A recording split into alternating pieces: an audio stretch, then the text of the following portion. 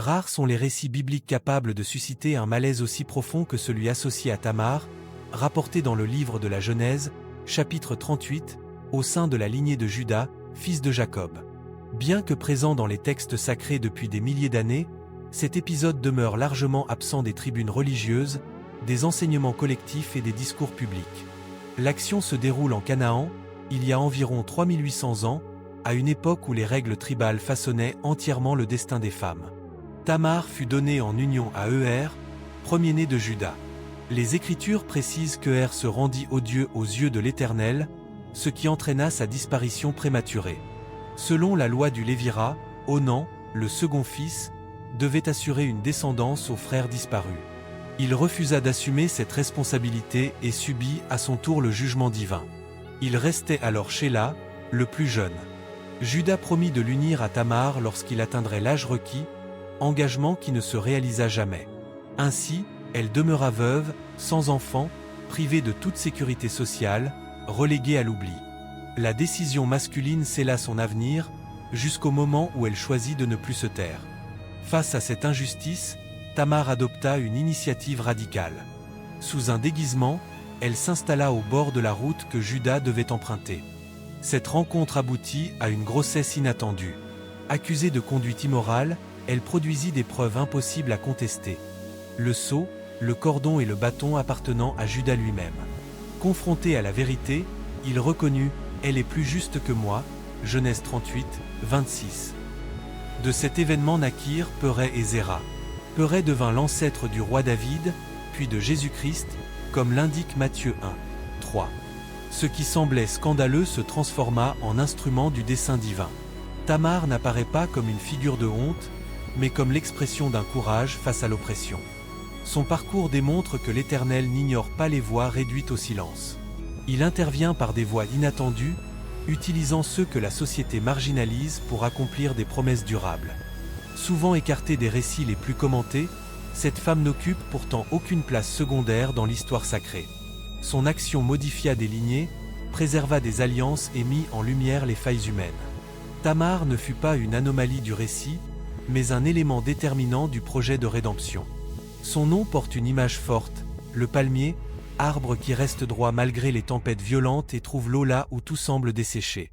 Cette symbolique annonce le chemin de cette femme, décrite dans les Écritures comme quelqu'un qui aurait besoin d'une résistance exceptionnelle pour traverser les injustices dressées sur sa route. Elle fut donnée en mariage à Er, premier fils de Juda, l'un des 12 descendants de Jacob. À première vue, l'horizon semblait favorable. Juda jouissait de respect, d'autorité et d'une lignée reconnue. Pourtant, le récit biblique indique que Er déplut à l'Éternel et fut retiré de l'existence prématurément. Le texte précise sans ambiguïté, Er était mauvais aux yeux du Seigneur, Genèse 38, 7. Ainsi commença l'épreuve de Tamar, encore jeune, devenue veuve sans descendance. Dans ce cadre culturel, l'absence d'enfants entraînait une mise à l'écart social. Toutefois, une disposition existait, la loi du Lévira. Cette règle imposait aux frères survivants d'assurer une postérité aux défunts. Il ne s'agissait pas d'une simple tradition clanique, mais d'un mécanisme visant la continuité familiale, la protection de la femme et la sauvegarde du nom de celui qui n'était plus. Juda promit que Shéla, son troisième fils, deviendrait l'époux de Tamar lorsqu'il atteindrait l'âge requis. Confiante dans cette parole, elle retourna chez son père pour attendre. Le temps s'étira. Les journées s'additionnèrent, les saisons se succédèrent, les années s'écoulèrent. Shéla grandit, atteignit l'âge adulte, et pourtant rien ne changea. Le mutisme finit par révéler la réalité. Juda avait renoncé. Le texte laisse entrevoir la crainte. 2 fils avaient péri après leur union avec Tamar, et il commença à la considérer comme un mauvais présage. Afin de préserver son dernier héritier, il choisit de rompre l'engagement. Or, les promesses prononcées devant Dieu ne s'évanouissent jamais sans conséquence. Pendant ce temps, Tamar demeurait effacée, privée de sécurité, sans perspective, cataloguée comme femme sans valeur dans une société soumise à l'autorité masculine. Ses espérances se desséchaient comme du bois abandonné. Pourtant, ce palmier resta debout. Son parcours révèle que lorsque l'équité humaine s'effondre, le dessein divin poursuit sa route. Tamar incarne une endurance discrète, celle qui attend, supporte et agit au moment opportun. Avant d'influencer des avenirs, elle tint bon. Cette constance deviendrait déterminante pour les événements façonnant la lignée messianique. Chaque union célébrée sous ses yeux ravivait des blessures silencieuses. Chaque nourrisson bercé par d'autres femmes rappelait ce qui lui avait été refusé. L'enjeu dépassait largement la maternité. Il touchait à la dignité, au sens de l'existence, à la reconnaissance, à la place légitime au sein d'une communauté qui avait choisi de l'effacer. À cet instant du récit, une pause s'impose. Soutenir la diffusion de ces récits permet aux histoires négligées des Écritures d'atteindre encore des cœurs attentifs. L'injustice était désormais installée. Juda n'avait pas seulement rompu un accord familial, il avait transgressé un principe sacré. En retenant Sheila, il condamna Tamar à une vie vide, marquée par une attente stérile et un silence partagé. Tous étaient au courant. Aucun n'intervint. La culture admettait que les engagements puissent être abandonnés dès lors qu'ils dérangeaient les puissants. Cependant, le Seigneur ne reste pas indifférent face aux déséquilibres moraux. Lorsque les structures humaines s'effondrent, des issues inattendues apparaissent. Tamar comprit que la réparation exigerait de l'audace. Un seul geste pouvait redéfinir des trajectoires de manière irréversible. En apprenant que Juda se rendrait à Timna durant la période de la tonte des troupeaux, elle élabora une démarche périlleuse. Elle quitta les vêtements du veuvage, signe d'exclusion, et se couvrit le visage d'un voile. À Énaïm, lieu stratégique le long de la route, elle s'assit pour attendre. Il n'y avait ni précipitation ni improvisation, mais un choix mûrement réfléchi. Le danger était immense. Si elle était reconnue, la condamnation serait la mort. Pourtant, continuer à vivre sans honneur ne constituait plus une option acceptable. Pour Tamar, tout perdre valait mieux que demeurer effacé. Lorsque Juda passa, il ne l'identifia pas. Il la prit pour une prostituée rituelle, pratique connue dans cette région. L'ironie est frappante, celui qui avait refusé ses droits s'approchait désormais comme client. La scène révélait une hypocrisie profonde, tout en annonçant une restauration à venir. La rencontre eut lieu. En guise de paiement, Juda promit d'envoyer plus tard un chevreau. Tamar réclama toutefois des garanties immédiates, le sceau, le cordon et le bâton. Chaque objet constituait une marque personnelle, impossible à contester. Ces éléments scelleraient la vérité au moment opportun. À cet instant précis, le courage discret de cette femme mit à nu les failles humaines et ouvrit un espace pour l'accomplissement de desseins éternels. Ce qui semblait honteux se transformait progressivement en outil de justice divine.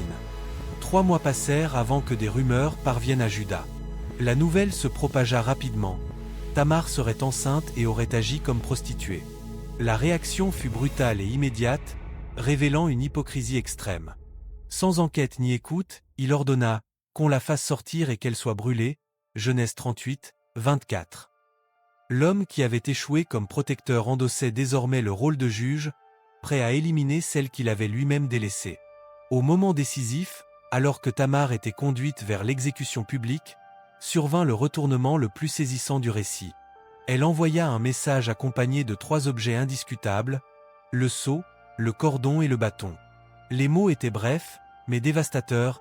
Je suis enceinte de l'homme à qui appartiennent ces objets. Genèse 38, 25. Aucun cri, aucune accusation, aucune défense théâtrale. Seulement la vérité exposée avec précision. L'effet fut immédiat. Juda reconnut chaque objet devant tous. Il n'y avait plus d'échappatoire, ni justification possible, ni manipulation. La honte changea de camp. Ce qui paraissait être une condamnation définitive pour Tamar devint une révélation publique de la faute masculine. Alors résonnèrent des paroles qui traversèrent les siècles, « Elle est plus juste que moi » Genèse 38, 26. Le patriarche, figure d'autorité respectée, reconnut publiquement sa faute. Celle qui avait été réduite au silence se révéla droite, l'homme influ apparut fautif. Il ne s'agissait pas seulement d'un aveu personnel, mais de la reconnaissance d'une justice divine opérant au cœur du désordre. La réhabilitation de Tamar ne constitua pas un simple acquittement. Elle signifia une restauration totale.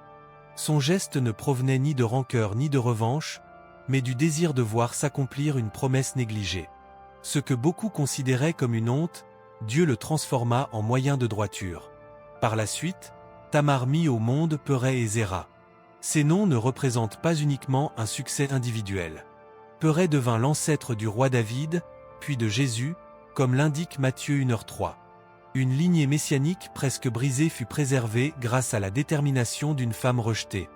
Le parcours de Tamar révèle que le Seigneur n'abandonne pas ceux que l'on a effacés.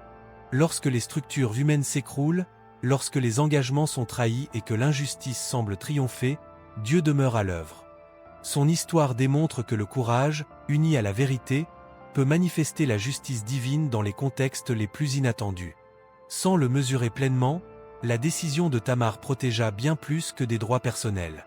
Son choix maintint un lien décisif capable d'influencer l'avenir de l'humanité entière.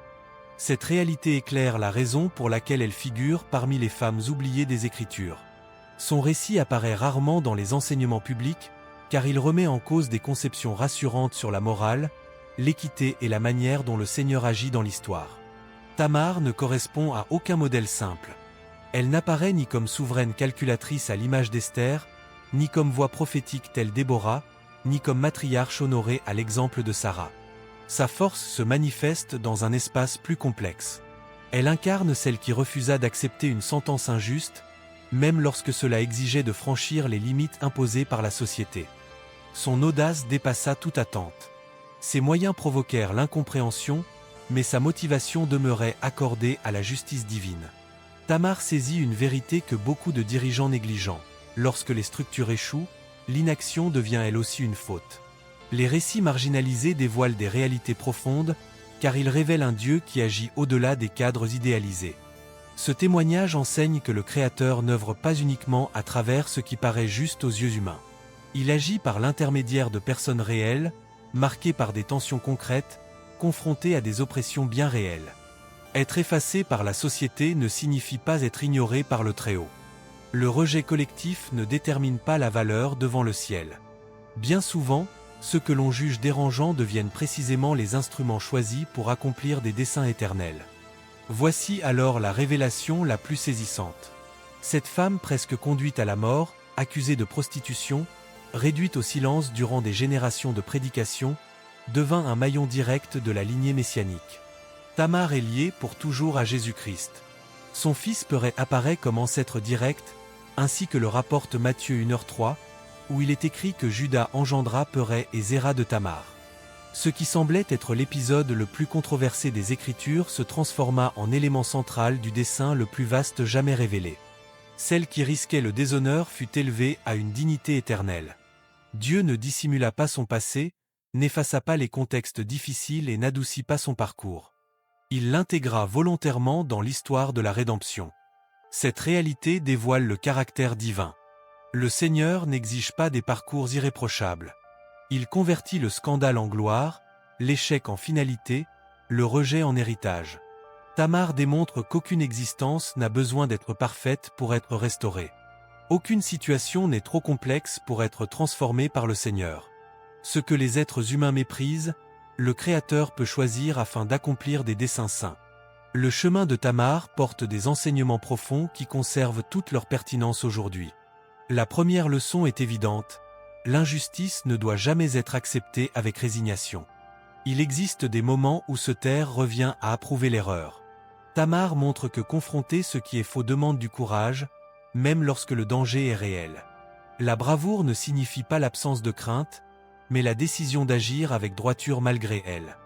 La seconde vérité concerne le regard divin. Le Très-Haut voit lorsque quelqu'un est ignoré, lorsque des besoins sont négligés, lorsque des larmes coulent loin des regards humains, lorsque des droits sont bafoués. Rien ne lui échappe. Et la restauration surgit souvent de manière inattendue, brisant les logiques humaines et surprenant ceux qui observent de l'extérieur. Le troisième enseignement remet en question une idée répandue: un passé éprouvant n'exclut personne des desseins célestes. Tamar portait une histoire marquée par des controverses, pourtant cela ne l'empêcha pas d'entrer dans la lignée du Messie. Dieu agit à travers des existences imparfaites afin d'accomplir des projets parfaits. Il ne recherche pas des parcours sans faille, mais des cœurs ouverts à la vérité. Ce récit demeure actuel, car le monde contemporain reflète encore l'inégalité, des engagements rompus et des systèmes qui privilégient les puissants tout en négligeant les vulnérables. Face à cette réalité, Tamar rappelle qu'abandonner n'est pas une option. Tenir bon, faire confiance et avancer font partie du chemin. Son histoire ne s'acheva pas dans l'échec, elle aboutit à la victoire. De la même manière, les trajectoires humaines ne sont pas condamnées à se conclure dans la douleur. Le Seigneur n'abandonne pas ceux qui ont été blessés. Il transforme une souffrance profonde en sang durable. Aucune situation n'échappe à la portée de la rédemption. Si aujourd'hui un sentiment d'oubli persiste, si des droits ont été ignorés, si l'injustice semble avoir le dernier mot, souvenez-vous de Tamar. La fidélité à ce qui est juste, même lorsqu'elle exige un prix élevé, porte toujours du fruit, car Dieu écrit des chapitres bien plus vastes que ce que l'on peut percevoir. Partager ce témoignage aide d'autres personnes à se rappeler que le ciel n'ignore pas les voix réduites au silence. Chaque existence demeure en devenir. Et si le Créateur a choisi une femme rejetée pour l'inscrire dans la lignée du Sauveur, imaginez ce qu'il peut accomplir à travers toute vie disposée. Il n'est jamais trop tard pour qu'un récit devienne un témoignage de grâce.